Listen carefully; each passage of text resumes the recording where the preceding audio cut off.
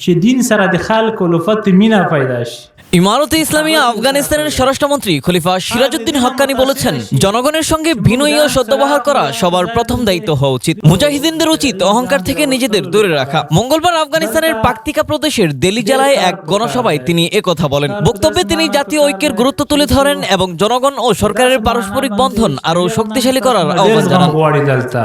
সিরাজউদ্দিন হক্কানি বলেন, যেমন আমরা জিহাদের সময়ে একতাবদ্ধ ছিলাম, তেমনি এখনো আমাদের ঐক্যবদ্ধ থাকতে হবে এবং ব্যক্তিগত স্বার্থের চেয়ে জাতীয় স্বার্থকে অগ্রাধিকার দিতে হবে। তিনি বলেন, আফগানদের কাছে ধর্ম ও দেশ উভয়ই গুরুত্বপূর্ণ। দিন বদনাম শি।